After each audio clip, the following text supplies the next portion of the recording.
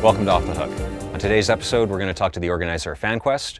We're going to dive into the world of cosplay. We're going to put two characters head-to-head in versus, and we're going to look at some board games. So let's get to it. Welcome back to the show. On today's episode, we're going to talk with Dan from FanQuest about the new comic convention that he's bringing to the city. Dan, welcome. Thank you very much. Maybe you can tell us a little bit about what you're doing. Absolutely.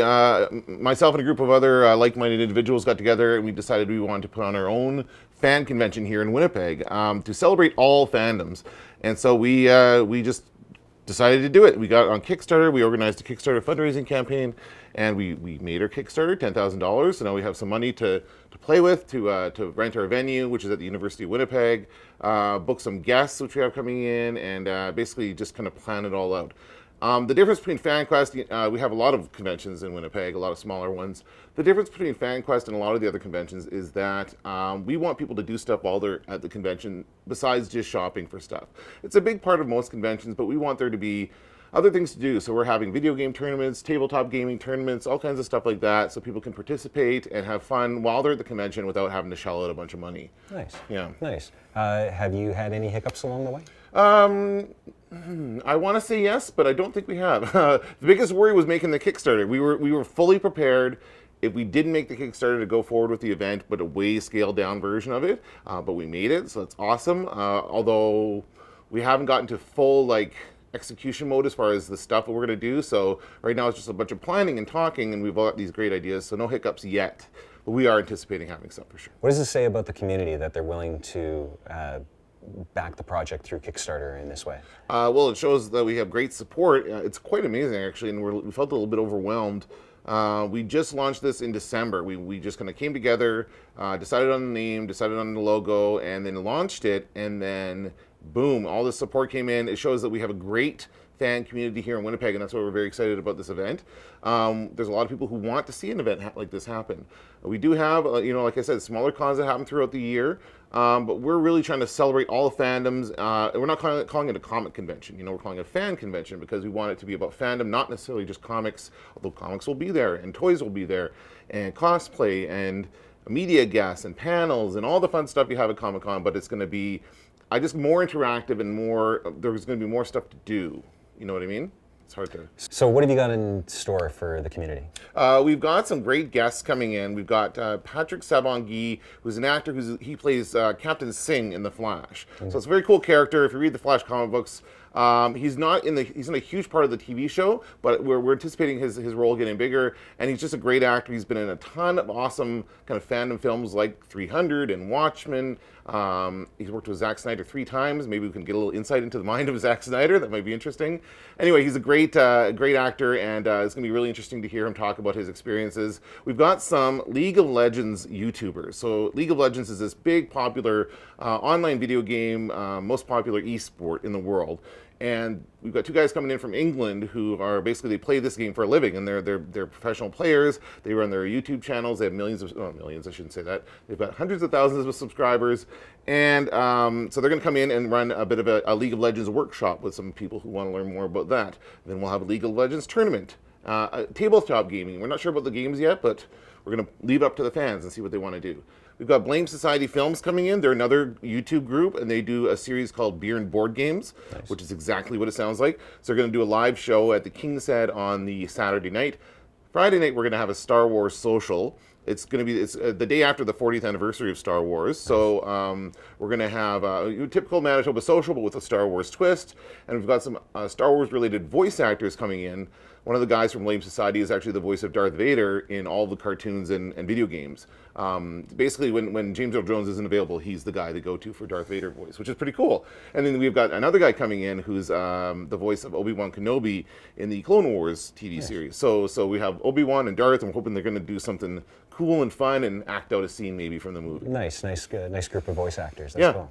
The other thing, Garth, that we're going to have is a great marketplace full of local artists and creators and vendors who are going to be selling their work. So we have some great comic book artists coming in. Ian Sokolowski is one of them. Chris Chukri, who's a well-known inker colorist for Marvel Comics and many other comics publishers. They're going to be selling their work. We sold 36 tables through our Kickstarter, so it's a pretty good amount. We actually don't have much room left, so we're going to be opening up the few tables we have left to the public very soon, as far as like anybody else wants to buy a table to be a part of it. But that's going to be part of the main floor as well.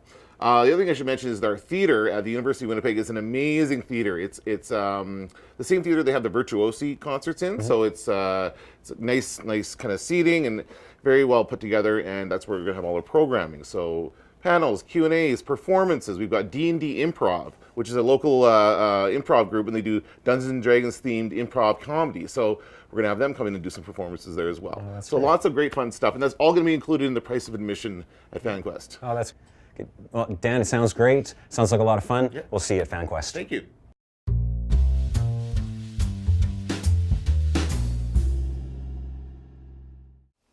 Hi, today we're going to be looking at the game Lords of Waterdeep.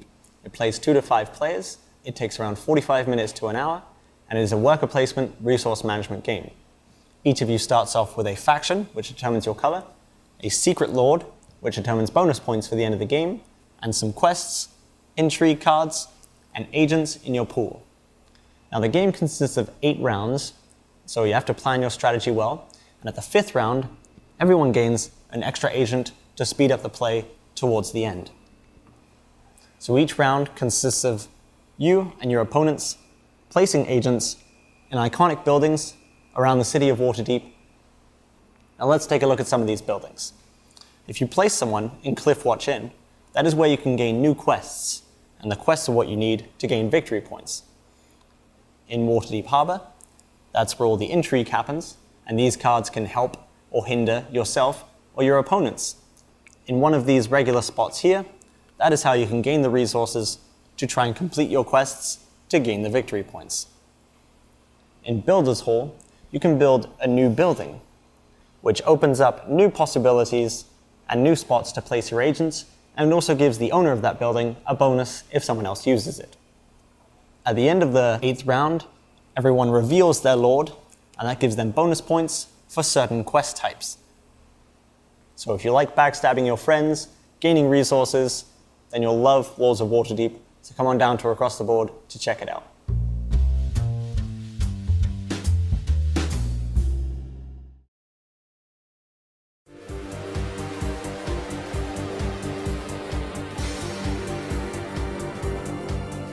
I launched this at RTX, the Rooster Teeth Expo in Texas last summer, and ever since it's been like blowing up the internet, I guess you would say.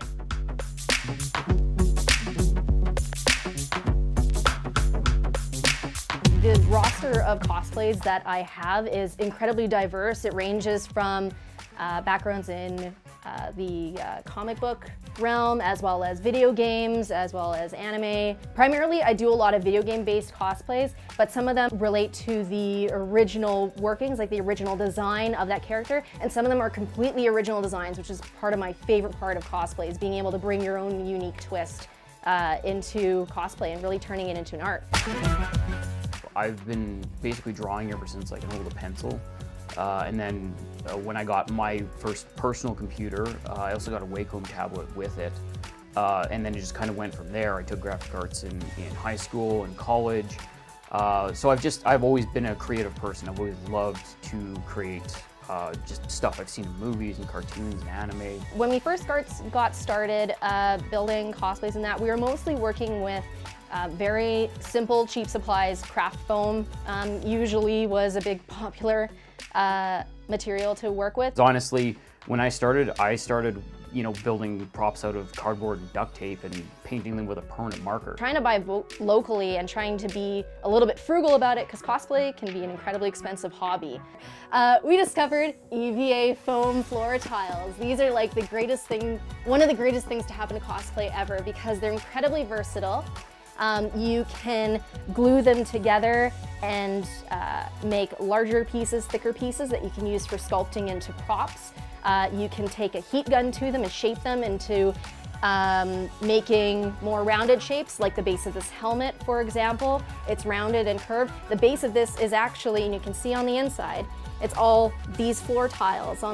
That's what it's constructed out of. It also makes it incredibly lightweight, very flexible, accepts paint. This one does actually light up. It was one of the first pieces to include lights and electronics in it.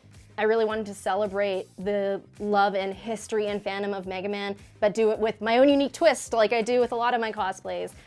So we took the Mega Man character and reimagined it as though it was from a universe where all of the Robot Masters were female. You really have to be able to visualize what you're working on first. So it's best to either get as many reference photos as you can, a lot of inspiration, like having art on the walls and stuff like that. And then just kind of getting down to actually mapping out what you're going to build.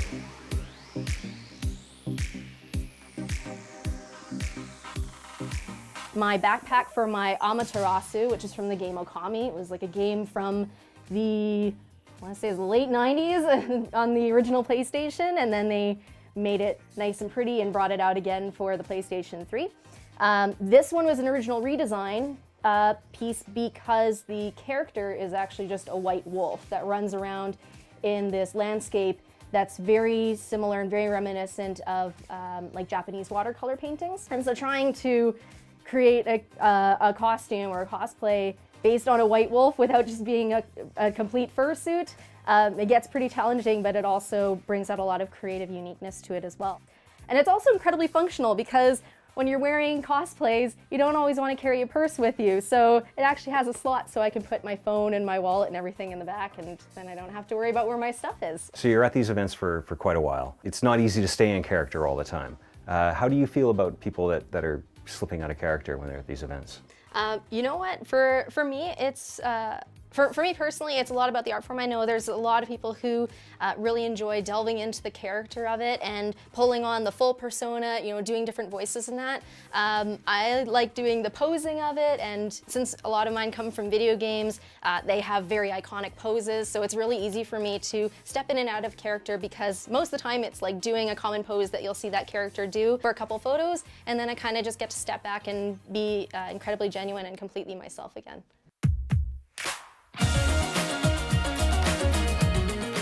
Helmet based off of a Catwoman figurine. That was a Play Arts Kai Catwoman figurine that was designed by Tetsuya Nomura, who's the art director for Final Fantasy. And he made a whole series of figures, started off with 4 of them for the Batman series. So there was Batman, there was Catwoman, there was Harley Quinn, and the Joker. And when I saw the Catwoman one, I fell in love instantly because of its very Final Fantasy-esque, robotic, fantasy design that's very much Tetsuya Nomura's design, but really playing into the Catwoman and the DC styling of it. I had the challenge of making Jamie's entire Catwoman costume out of thermoplast when I had never used it before. So I learned stuff along the way, but it's also fun to have a challenge like that too. I launched this cosplay at MegFest in Washington, and on the exact same day that I launched this costume, there was another cosplayer in London who also launched the exact same costume. To date, I believe we're still the only 2 people that have this cosplay in their roster. That one was definitely a big triumph for me, just because so many people enjoy that costume, and she absolutely looks great.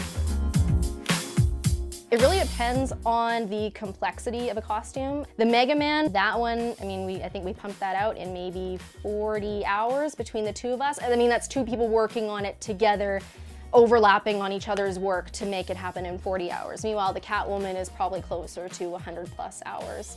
And also varying, I mean, if you account for that in labor costs as well as the actual costs, you can very easily rack up my Catwoman to having a value of close to $350. A lot of your characters are very revealing, very risque.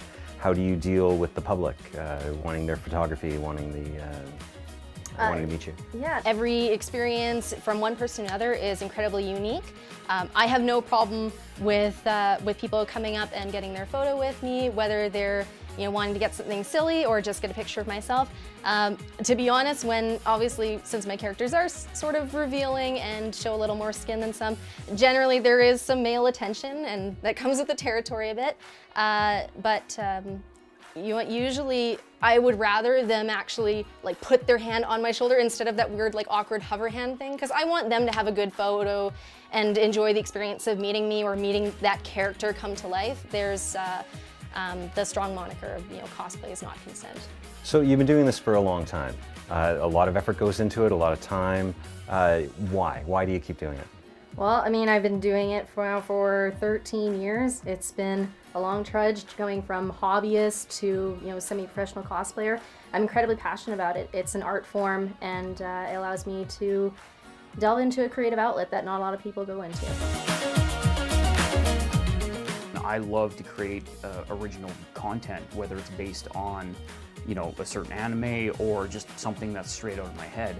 And Jamie loves to wear these costumes. So basically it's whether I'm making something that's one-to-one from a movie we saw, or it's a character that just has never existed before, and I just draw a picture of it and I'm like, what do you think of this? She's like, I love it, build it.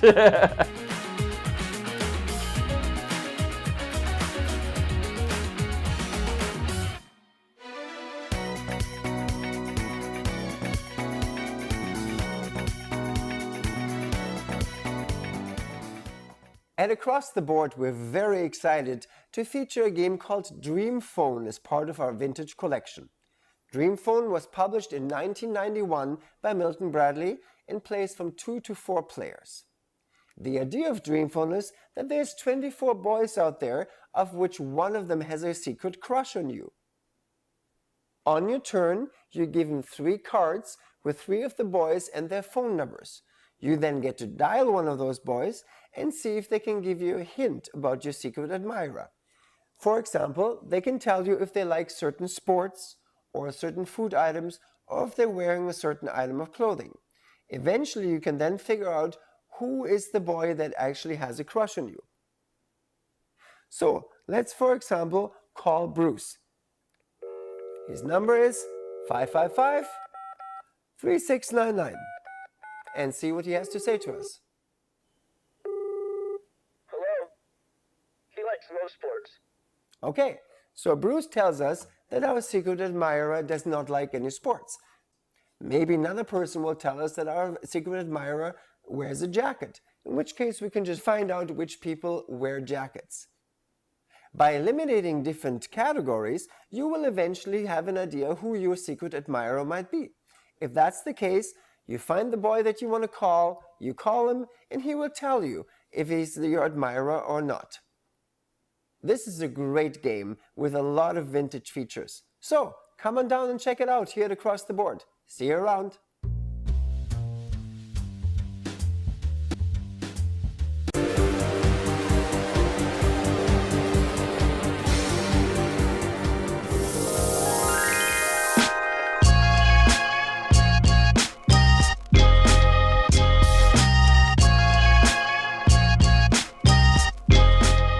On this episode of Versus, we're going to be duking out Iron Man.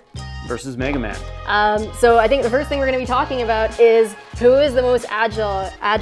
I guess you're going to start fighting it out with Mega Man against Iron Man. So what's the deal with Mega Man? Well, I mean, to start off, he's a robot that is designed for one purpose, and that's to fight. So I think he's good to go in the agility part of it. Like he's designed to fight other robots, which Iron Man, even though he's a man in a robot suit, doesn't matter to Mega Man at that point. Yeah, but Iron Man has like the mobility aspect of it, so like he can fly around wherever he needs to be. He's not confined to whatever robot suit he's trying to pick up. He can just put in whatever other kind of capabilities he needs to fly off wherever he needs to go. Yeah, and you know, he's got to come down at some point, so at that point Mega Man's got him because he can just dash around him all the time, and you know, he's done for at that point. Okay, so well, how about then who's the most intelligent then? Like, I gotta give it to Iron Man because he's like the smartest guy in town. He does all of his own programming. He doesn't have to deal with a doctor trying to figure out all of his technical aspects. He's got all that down himself. Yeah, I'm gonna give it to Iron Man on that one. Honestly, Tony Stark, dude would have built Mega Man at this point. So yeah, that one's all Iron Man. And so what about then, I guess the last aspect would be like durability, like how strong is their armor? Do you want to try to give it to Mega Man, or do you think Iron Man's got that one too? It is absolutely Mega Man, because the problem with Iron Man, first off, again, he's a human in a robot suit. So basically, he gets an arm blown off, he's going to bleed out. Mega Man can just keep fighting through. I might have to give it to Mega Man on that one too, because I don't know, Mega Man, he's basically impervious to anything that he has coming at him. Iron Man, Tony Stark is still just a man inside of a suit.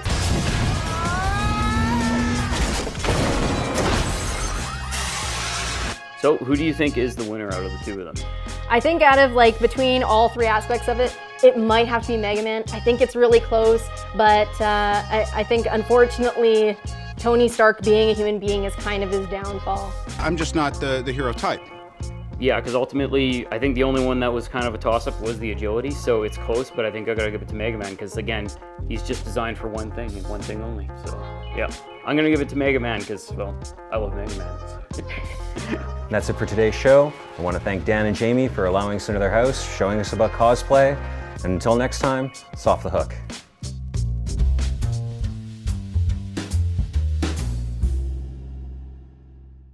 One of my favorite games here at Across the Board is called Rampage by Antoine Bauza. In this game, all the players are dragons trying to demolish a city. On your turn, you're going to have two actions. An action could be taking your dragon's feet and flicking it to move it around. Another thing your action would be putting your dragon on top of your feet, putting your chin on top of your dragon and blowing. A third thing you can do is if your feet start the move on one of the sidewalks on the edge of a building here, you can pick up your dragon and drop it on top of the building from shoulder height. Or the fourth thing you can do is if your feet are in the same section as one of these cars, you can put the car on top of your dragon's head and flick it off. At the end of your turn, you get all of the tiles of the buildings that you knocked over, as well as any of the people who've fallen into the same section that you are standing in. You can eat as many of them as your dragon has teeth. So right now, this dragon has 2 teeth on the top and 4 teeth on the bottom, so it can eat 6 people. You will break a tooth if your feet fall off the board or your dragon falls off the feet. The game is over when all the buildings are demolished, and then you count up points for every tile that you have, every tooth that hasn't broken yet, and the people that you eat. This is a really fun game because you get to do so many things you don't get to do in other games, such as blowing buildings over. So come check it out. Look forward to seeing you.